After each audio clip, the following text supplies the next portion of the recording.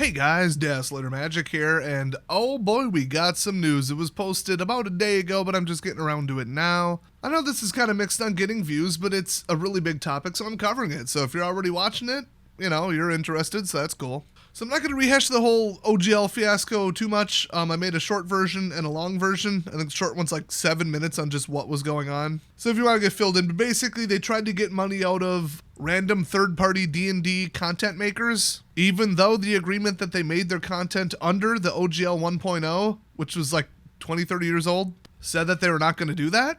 And then they tried to get 25% of their gross income if they made over $750,000. So people were up in arms because people with, 1 million plus followers on multiple social medias, YouTube, that kind of stuff, and they've made their own D&D stuff big enough that they sold it and were flirting with like upwards of $1 million in income. Oh, pardon me, gross revenues, not income. I don't consider that income until it's net profit. WOTC has a different opinion because they don't know how math or numbers or money works, which, yeah, look at their financials lately. That makes sense. And hashtag fire Chris Cox, because he is behind all of this, allegedly. All of it. Magic's downfall since the last, 4 years. The D&D crap, he is an evil, clueless, vile, unqualified person, needs to be removed immediately. Immediately. Like this quarter, like this week. Monday, he should be fired. Anyway, the follow-up here is that they took a survey because they want to know what the people thought. And then they had the balls to actually publish, allegedly, the real results. 15,000 people filled out the survey. And like I said, as of about a day ago, they posted on their D&D Beyond page, which it's some guy named Kyle Brink. If you guys know, was he with Hasbro and WOTC before they bought D&D Beyond? Or was he with D&D Beyond before it was bought by WOTC? I'm very curious because I'm under the impression he was not supposed to post this, but he posted the exact results. And he says, when you give us playtest feedback, we take it seriously. Well, it's not playtest feedback. It's legal and customer feedback. They're actually not playtesting anything. I don't even know why he said that. Kind of implies he doesn't really know what's going on. But already more than 15,000 of you have filled out the survey. Here's what you said. 88% do not want to publish tabletop RPG content under OGL 1.2. Now remember, they were going to do 1.1. That was the just horrible one. Honestly, I could care less about the money grab. That is ridiculous, but it affected a tiny amount of people who make a mountain of money. It was an unfair cash grab. I think anything they made so far would be grandfathered into it, maybe, or at least they'd be able to sue their way out of it, which would be expensive. Total dick move, but like whatever, doesn't really affect my life. And a lot of the people affected, I don't know much about them, or I do, and I don't mean that in a good way. So I hate to be so cold and harsh, but that's just the truth. What I did care about was, if you say the wrong words and use the wrong pronouns and aren't woke enough and don't have enough, this, that, and the other type of characters in your book or your thing or your whatever, we could just give you a 30-day notice and you have to delete it. It was language police, it was censorship, it was do it our way or don't, hyper control lefties. I hate that. I don't care if it's governments, companies, or your local school board, okay? That has no room in our society at all, and it's gone way too far in the last decade. So that was completely unacceptable. Then they tried to roll out 1.2. I didn't read it too much, but it was kind of like, oh, everything's fixed, kind of. I think it still contains something about them being the language police, which, like I said, that is the single most egregious point. People are like, ooh, they're taking money from my favorite creators. Well, they've already effectively taken more money than that from me by ruining my channel.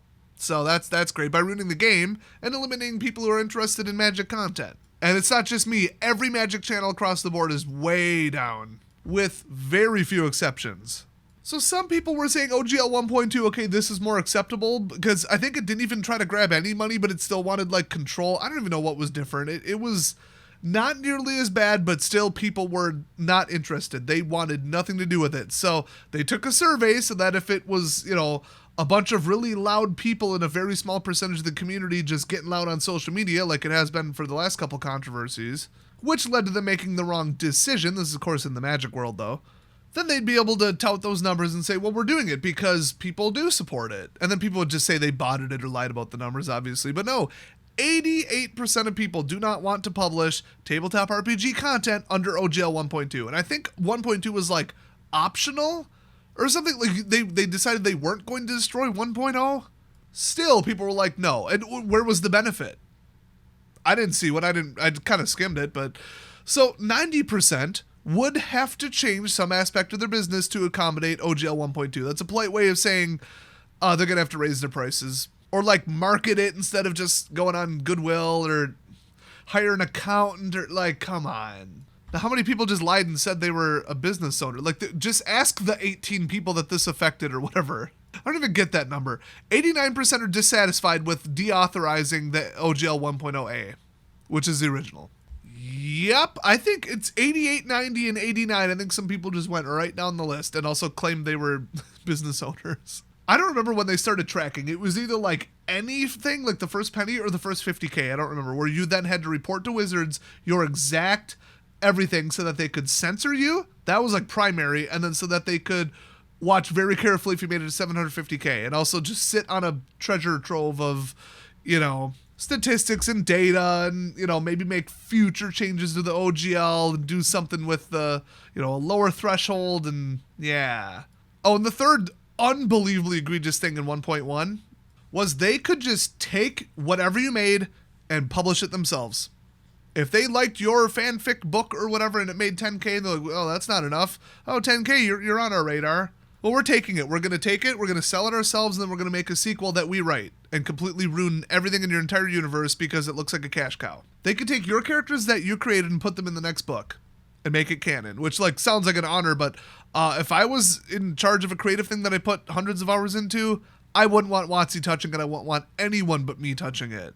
Oh, you make an art book and it makes enough money to get on their radar? You don't even have to make 750K. They could just outright steal it. They just take the art and throw it straight on a card without compensating you at all.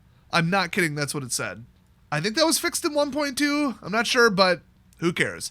So then they say 86% are dissatisfied with the draft VTT policy. I don't even know what that is, but people didn't like it. And then 62% are satisfied with including systems reference document content in Creative Commons.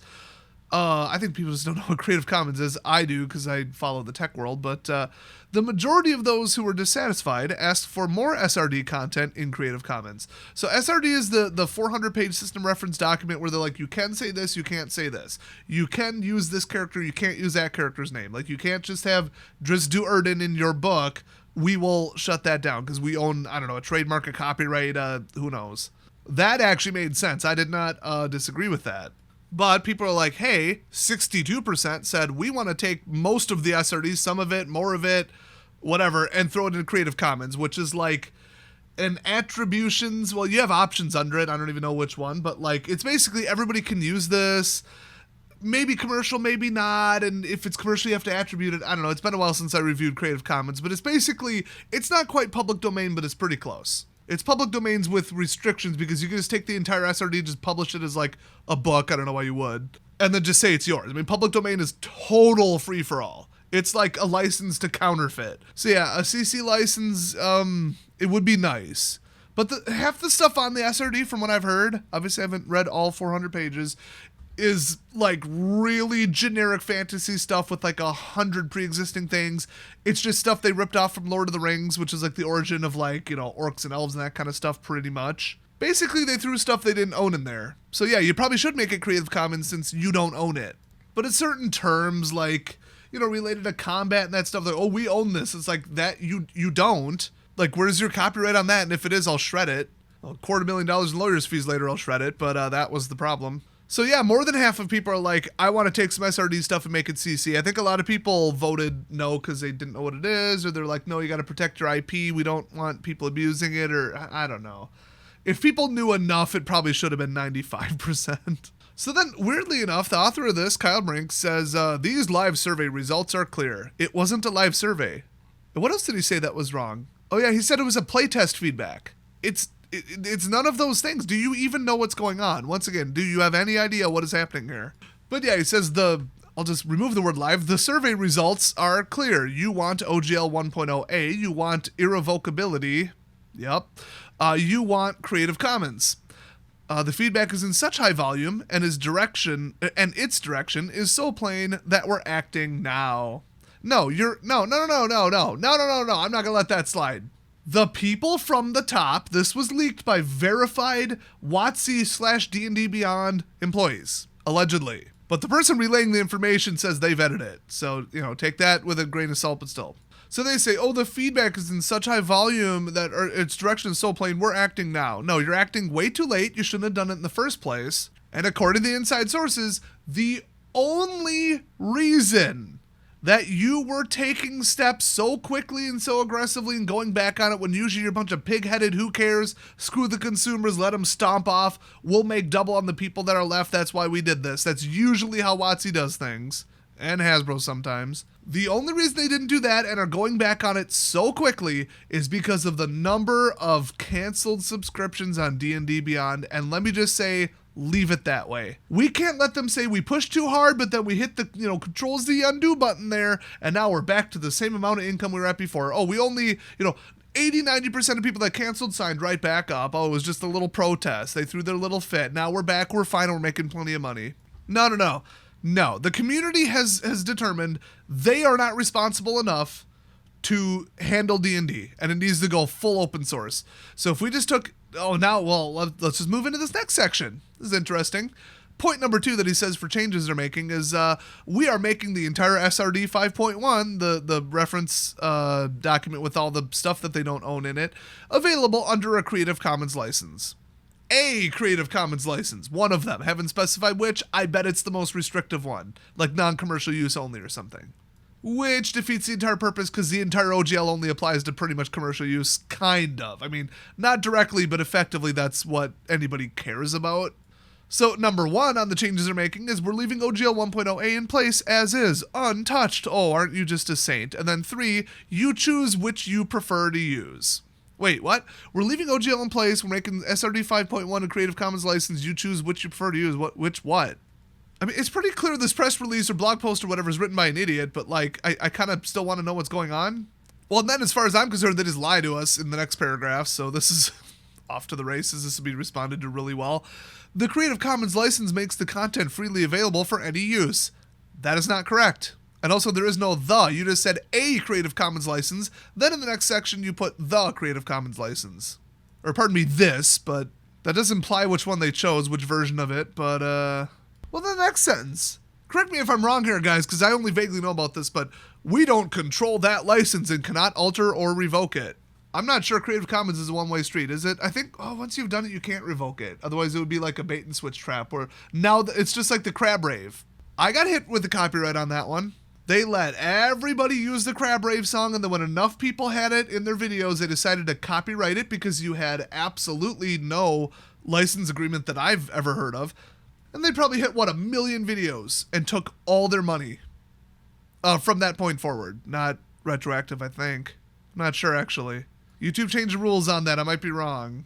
Yeah, that would be a Trojan horse license, so, But whatever, they could just make a new SRD, or they could just change one word and sue outside of it. They could do some shady stuff. It's not perfect. This is like a knee-jerk last-ditch reaction thing where they're like, we just got to do something to make people okay. So they're like, okay, we're going to double down, reset it to the way it was a month ago, and then also make a bunch of stuff effectively open source, for lack of a better term, in case you're not familiar with, CCLs. So then they say it's openness means there's no need for a VTT policy, which I still don't know what that is. Virtual tabletop? I don't know. Placing the SRD under a Creative Commons license is a one-way door. They actually used that exact term. I could have read ahead, but I didn't. There's no going back. Yeah, that's what a one-way door does. We know that. Our goal here is to deliver on what you wanted. No, it's to stop the bleeding on the amount of money you just lost, and then because of this, you had to fire 1,000 people, so oopsies, and Chris Cox is still CEO last I heard. I mean, it is Saturday. Fire that guy by Monday. Seriously, get rid of him. You don't even need a CEO. Not we're looking for a new one and he's going to step down, give us a little bit. No. Performance-based severance, which I'm sure is not written into his contract. Because if it's performance-based, he'd probably owe them money on the way out the door instead of a golden parachute, which I'm sure he has. But some of that crap doesn't kick in the first year. They put a performance thing on the first year, but, we're coming right up on that. I don't know. I just want to see something bad happen to him because he caused all this. It's really that simple. He needs to be removed from his job because he's a wrecking ball ruining everything. It's just simple. So this absolute gaslighting lie goes on to say, so what about the goals that drove us when we started this process? What do you even think you're doing writing that sentence? Money. Greed. Money. Ripping people off.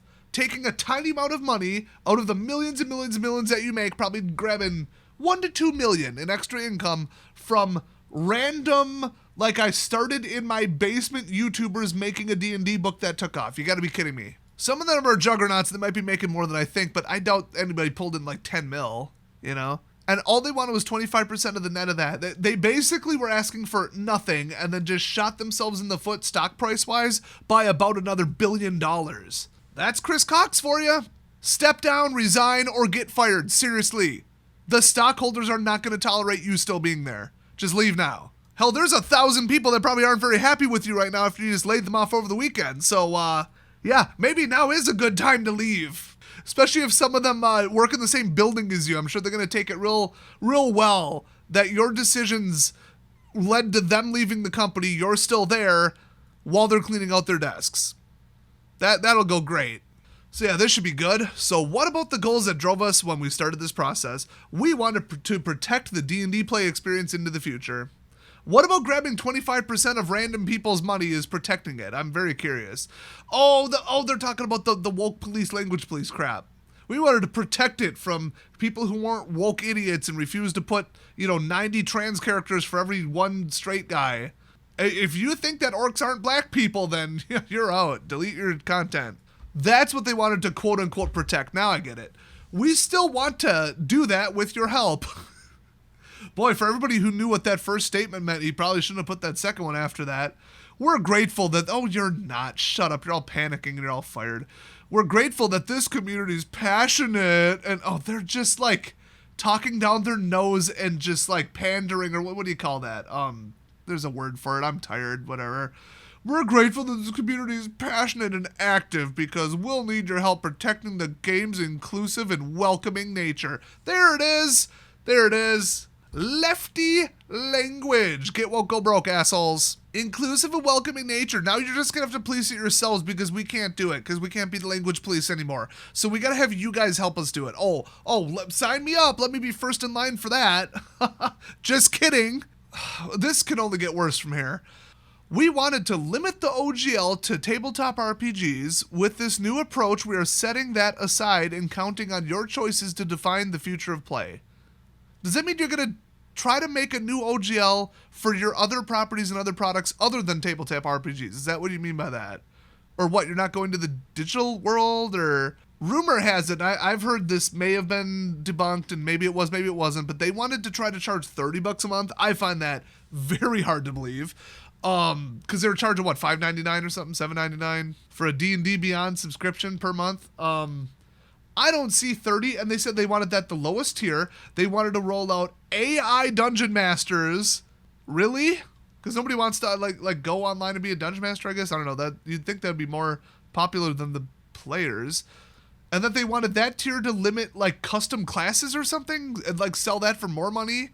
I don't know. Like, those two make sense, the dollar amount. I don't know about that. Not many people are going to drop, like, triple Netflix money on just a D&D subscription no matter how often you play it. That's way too much per month. I find that hard to believe. I thought it was a little sus, so I didn't report on it the first time. But, I don't know. It does sound like something Hasbro would do. But even if it was leaked from one of the internal employees, that doesn't make it true. They're probably just trying to do more damage on the way out. Or just get revenge on them anonymously or something. I just hope the leaker didn't get fired, but honestly, if they're just looking for a better place to work, more power to them.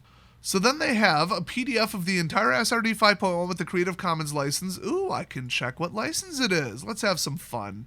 Creative Commons Attribution 4.0 International License, aka CC-BY-4.0. Then they have that as a hyperlink that doesn't go anywhere. Not clickable.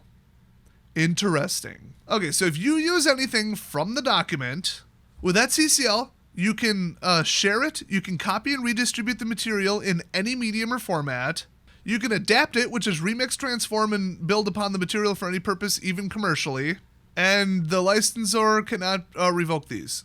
Attribution, though, you must give appropriate credit, provide a link to the license, and indicate, they didn't link to the license, I had to go find it myself, the link is broken, anyway, and indicate if changes were made, but not in any way that suggests the licensor endorses you or your use. So you gotta really tippy-toe around that, but that ain't nothing new for CCL. And then no additional restrictions.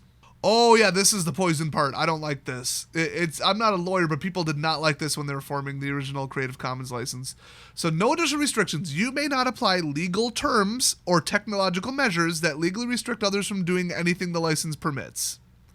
Does that mean that if you use one sentence, one class, one race, one term, one battle mechanic, which isn't copyrightable, one set of rules, which isn't copyrightable, one realm name, one city name, whatever else is in SRD, if you use that once, are you allowed to put DRM on your ebook?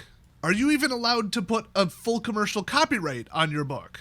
The way I've heard it is with Creative Commons, you have to make your content Creative Commons if it's based on someone else's Creative Commons work. So you can't take theirs.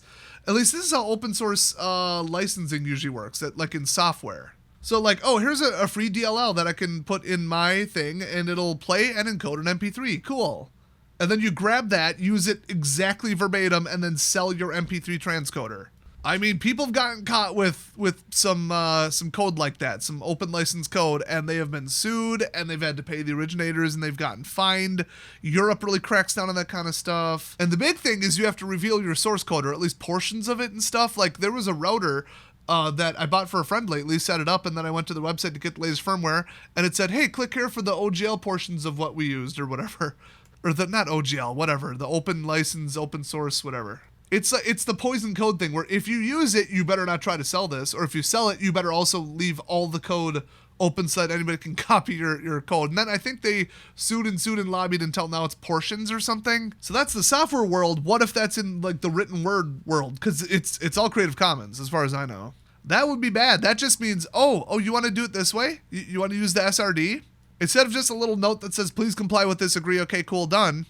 Now it's Creative Commons, which means you can't use any of it necessarily. Like, you can sell it, but all the links and the attributions and this and that, and like, you can't protect your works in certain ways, and I don't know. It's a little different with code, but I'd be a little leery. I'd like to hear what a lawyer thinks of this. I'm sure those takes are coming up pretty soon here. Now here's the thing. They have a notice at the bottom. You do not have to comply with the license for elements of the material in the public domain. Like, for example, stuff that cannot be copyrighted, like a set of rules, a method, a way a game works. There's actually like 9 categories of stuff that cannot be copyrighted intrinsically, period. Most of it's in the SRD from what I heard, so they're trying to pass off a bunch of crap. So basically, if somebody slaps a CCL on something, and you're like, I'm pretty sure that's public domain, but somehow they put a license on it, ooh, I better not touch it. Wrong! The term elf is in the public domain. I don't even need to check, it just is. I'll tell you that right now. There's a couple instances of prior art. There's also a couple exemptions or limitations. I think they mostly just describe fair use, to be honest. And then no warranties are given. The license may not give you all the permissions necessary for your intended use. For example, other rights such as publicity, privacy, and moral rights may limit how you use the material. So, like, if it violates your country's discrimination against women because you live in the Middle East, oh, well, then it might not still be cool. You know, you might run into other issues. And then, yeah, publicity laws and, like, privacy and, like, are you writing about a real person and mixing that in? And is anything, like, illegal in the original document? There's all these other little things that you should know about. They're just warning you at the bottom of the license, but this is a pretty simplistic one, but there's way more to it. Like, what they didn't write is what you have to worry about. But, like, just to read some stuff as I'm scrolling through. Adult Silver Dragon, that's one of the things in the SRD. We've got, Dwarf. We've got Programmed Illusion, Prismatic Wall.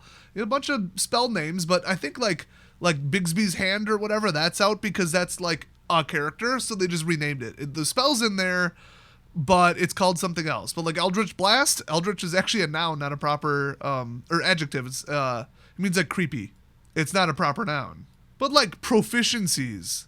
Well, the word proficiencies and the term proficiencies and the exact math of it are not copyrightable, so why is it even in there? It's more of a reference document, and that would be the RD part, but they're like, oh no, we're giving you special permission to use this whole document. Oh my, how gracious. Like, I mean, the term extra attack is in there, and vanish. Come on, fighting style. Really? You think you own that? But that's why, like...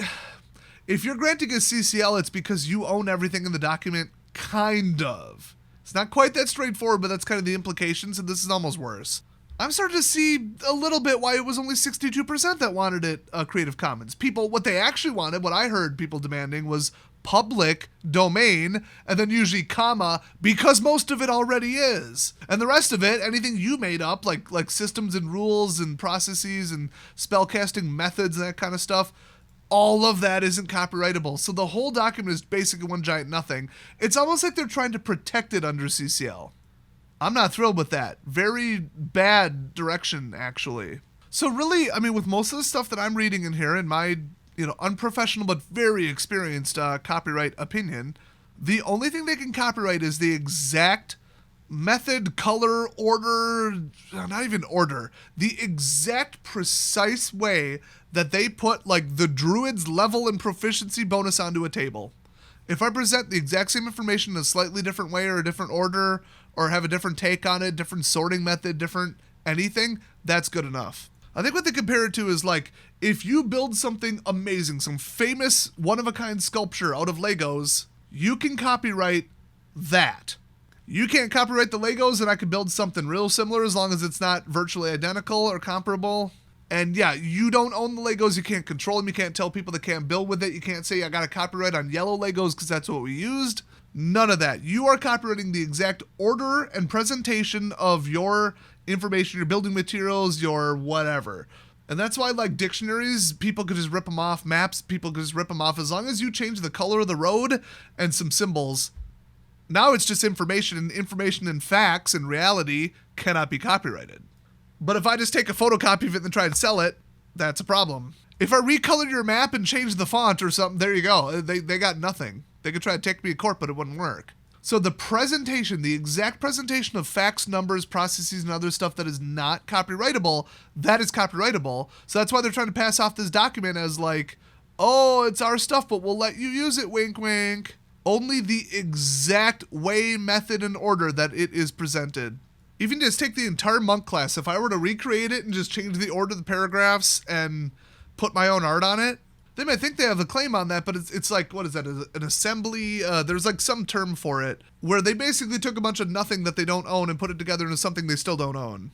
So that's the super important, like we just took a bunch of stuff and moved it into a special license part, and that's why it took so long, is because it's very complicated. I want to give the different scenarios, the comparison, all that stuff. I mean, I'm no lawyer channel. They're probably going to come out and, do a better job than I just did, but I follow copyright stuff and some court cases just for fun because, YouTube, whatever. Plus, it's been relevant to a couple of my jobs. And the amount of fighting and arguing in the early 2000s about the Creative Commons and what it should say, what it shouldn't, and then split versions of it, and, well, come use ours, it's better, and now we're going to make a competing one. We're going to stomp off and make our own fork of it. Oh my gosh, it went on for years. And it was all like angry, everything should be free FSF people, which is Free Software Foundation. Those types, like, everything, all software should be free, man. Just give me the code, which I partially agree with. Everybody in the programming world, it was like, I wrote some tiny little thing to do this. Took me an hour. Well, you got to license it. Took me an hour of my time, but I can make some money on this. Somebody might want to license this. So somebody probably even started with the intention of, well, I made something that'll play back a WAV file and it'll do it really clean. Oh, yeah, I could give it out for free, but man, people would license this. I could make a couple $100 up to a lot. If I say it's patented, copyrighted, or anything in between, I could just sell it. If some company wants it, I could just sell it to them for $50,000. Okay, you know what? Maybe I won't give out the code for free. And then you look at open source projects in the early 2000s, they were all just garbage. Like even OpenOffice was trash and nobody respectable would work on it. And now there's been a bigger push, just more because like more people are learning the program and they just do it on the side, or they are smart enough to do it in college or shortly after. So they got something to put on their resume. People are smarter. Okay. They're getting smarter with computer stuff. The jobs are getting bigger. The sector's getting bigger. It made sense. But now when it comes to written works and games and stuff, people are less interested because it's like, oh, it's the internet and nobody respects written stuff and it's all, oh, the copyright shouldn't even be this long. Let's just rip it off, pirate it, whatever. And I'm not even saying in like the case of Wizards of the Coast or this scenario, just in general. People are like, oh, ebooks shouldn't cost money. You can replicate it for free. You were just charging for the paper. And yeah, Amazon got nailed in court. Huge penalty for fixing the prices of ebooks. Unfairly competing, buying up, monopoly abuse, buying up their competitors, all that stuff. This stuff is very important, but all this open creative license, all this stuff, open source, this and that, it's not quite as clean as it used to be. It's not quite as good. It's had its ups and downs, and it's been very changing a lot, like every 5 years. So that's kind of the history of it. It says at the bottom, Kyle Brink is the executive producer of Dungeons & Dragons. Oh, Yeah, he ain't from D&D Beyond. There, I answered my own question. Yeah, this woke crap that he stuck into there, I mean, as if he even wrote it himself. He probably just signed it. But, wait, executive producer of D&D, he's probably the one who came up with this. Either that or Chris told him to do this in the first place. My God. This is, hey, please don't fire me speak if you ask me. This is like, we're going to do exactly what you said. We care about you so much. Oh, the community. And then, one little sentence or two about his woke crap about how they still want, now you guys have to police it because you won't let us be the language police. The nothing is ever good for a circular firing squad. Cancel everybody. Cancel our own angry on Twitter all the time 24/7 woke language police. He had to stomp off like a toddler and write, well, we can't do it so you have to now. Paraphrased. Oh, our plan failed. It looked like a money grab. We were just trying to cover up the fact that we want to censor everything everybody makes in our product that we barely own and control. This is the reason with assholes like Kyle Brink and Chris Cox in charge that we need to just continue to push for open tabletop or open D&D or whatever. There was like 5 of them that came out. Whatever your favorite is and whatever the winner looks like, jump on it. If they look respectable, cool. It's just angry people, and angry people tend to not be people who are like, yeah, but we could flip it on them at the last second and try and make our own money, and we'll just kind of make our own D&D. And no, we don't need that. We just need like an agreed upon set of rules that people can use as a framework. They can fork it themselves, and I'm sure we're years out from anybody agreeing on that. If you thought like legal licensing and like different attribution methods, like people argued about that for years, try and pin down between 3.5, 4th, and 5th edition what people want in a tabletop RPG just as far as combat, let alone leveling. I don't think we're ever there. I don't think anybody's going to settle on anything. We're just going to get more fragmented versions as people are like, well, I'm working on it with these 12 people. We have 12 different opinions. Yeah, you're going to get about 9 different versions out of that. So I don't think any of that's ever going to happen. Not really. What people were saying, though, is, okay, yeah, this is bad. We need to move on it quick. What I was hearing was, let's just take everything not copyrightable about D&D 5th edition and just fix a couple little things that the community pretty much all agrees on and then just throw it down. That's our basis. That'll be version 1. We can hash it out for a future version, but we need that right now. Just put together what we know we can do and then move on.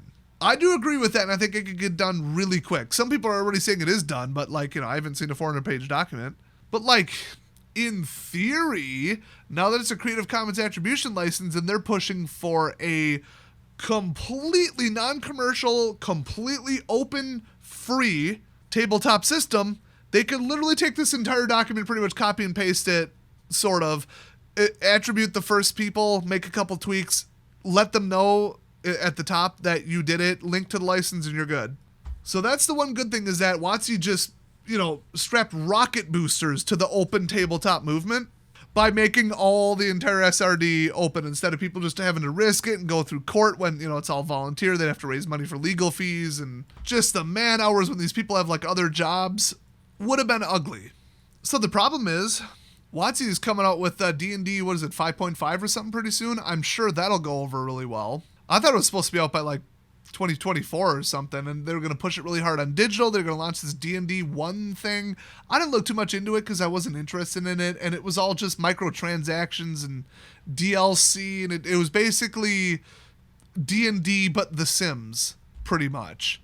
And I thought they were going to build that on top of D&D Beyond, or were they going to do it instead, or I don't know. Everybody knows the status of that. Really hard to track down accurate information on that, surprisingly. It's kind of weird. If they're going to do like a revised 5.0, they could just, I heard they're going to sell all new books. They're going to change combat a little bit. I haven't heard specifics because they said they're not done working on them yet. And they didn't want people to get pissed off like a full year ahead of time. But I definitely heard that it was happening. So they could go to 5.5 and revoke all this when it calms down. And then people will be like, ooh, new book, new thing. Ooh, me no like 5th.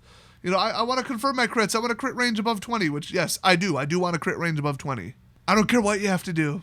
And cap multi-attack at 2 for everyone. And see, I bet there's already comments. No, don't do that. That's why people never agree on an open tabletop engine or whatever system, whatever, unless they just copy and paste D&D 5th.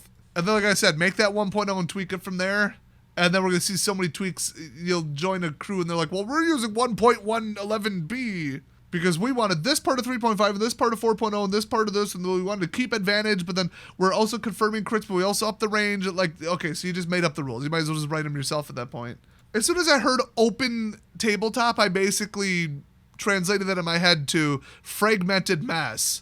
So I'm not holding out much hope for that, but look, people are going to do what people are going to do. I hate to say it, but the majority of people are like, oh man, D&D is so greedy, $50 a book, which yeah, that is ridiculous. They know WOTC's a garbage company. They know the people who work there are terrible people in general. And so they say, well, I still want to play the game. I'm just going to borrow my friend's books, or I'm going to use an illegally downloaded, like, pirated copy of the books as a PDF or whatever.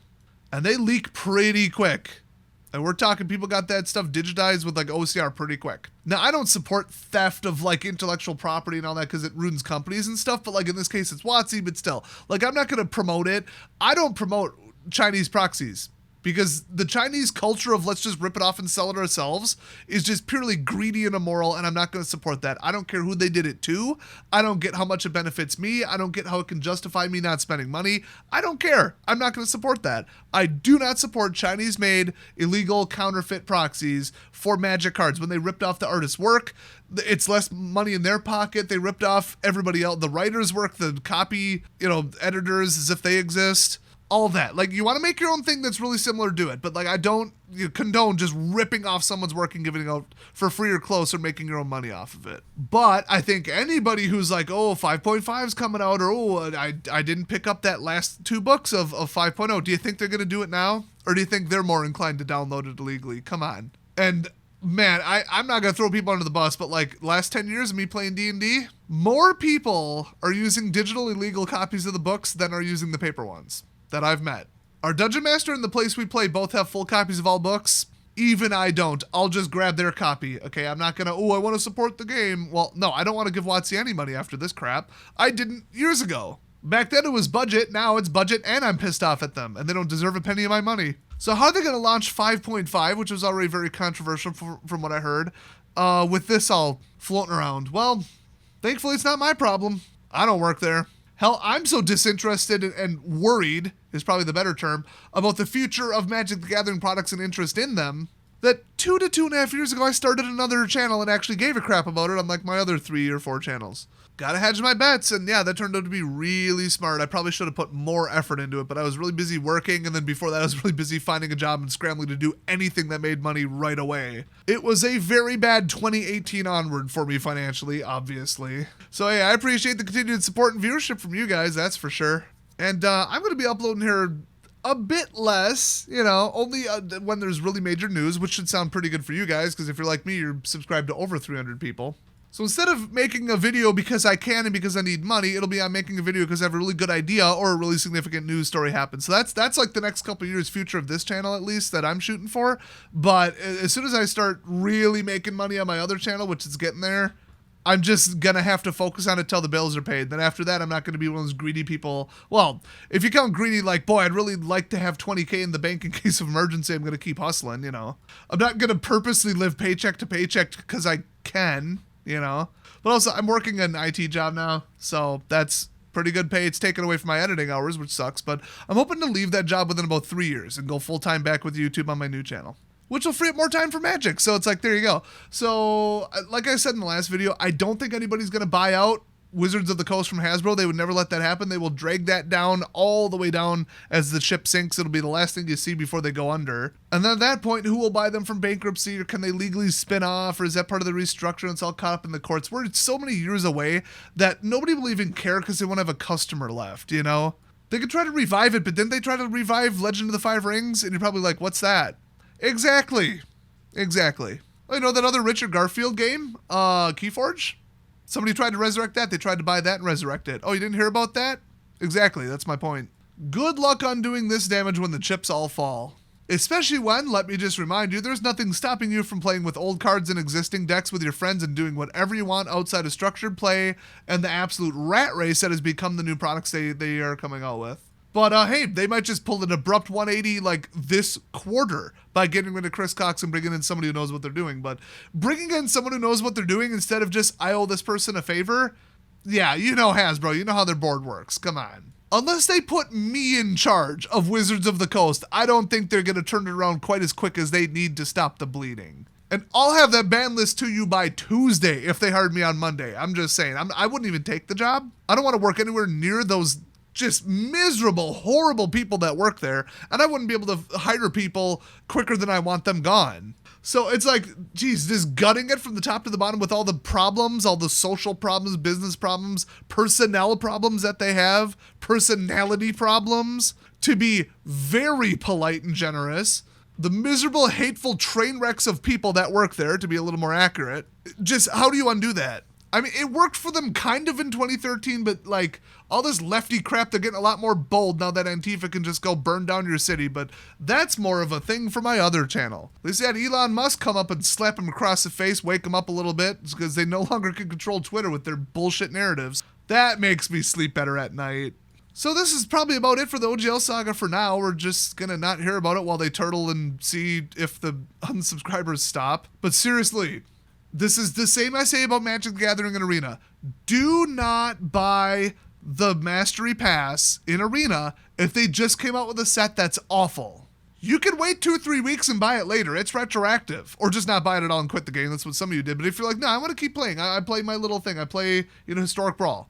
I play with friends. I play this, I play that. I play Draft. I do nothing but, the special side events. Cool, but don't buy the Mastery Pass. Even with free coins, free gems. Don't do it. Because we need to send them a message that what they did isn't okay. If they see everybody screaming at them saying, I don't like this, these cards are awful, the mechanics are awful, I don't like the set, don't like the lore, don't like the characters, don't like the broken cards, don't like the amount of control. And they're like, man, people really don't like this. Oh, what are our sales numbers? Oh, exactly the same. Okay, then I guess those people are all insane. They're not our customers, or they're lying, or they're complaining and then turning around and buying it. As long as they keep giving us money, I don't care how mad they pretend to be. That applies to D&D. You can't just let them, like I said, hit the Control Z. You can't just let them undo it and go back to normal after this. Bare minimum, if you're even interested in coming back to D&D after they walked all this back, wait at least a month. Until the end of financial quarter 1 would be ideal, actually, which is the end of March. Because then the stockholders get to hear about how many people canceled. They're going to hide it. They're going to mix it in with some numbers. They only have to disclose like segments and stuff legally. But it's going to look so bad with that many millions that Chris is gone. So if you're adamant about resubscribing because it was a protest on sub and you really want to get back in it, wait until April 1st, please. In the meantime, spend the money on a company that actually deserves it. So thanks for watching, everybody. Let me know if you got any other facts or takes or anything interesting about this whole saga, and I'll see you guys next time.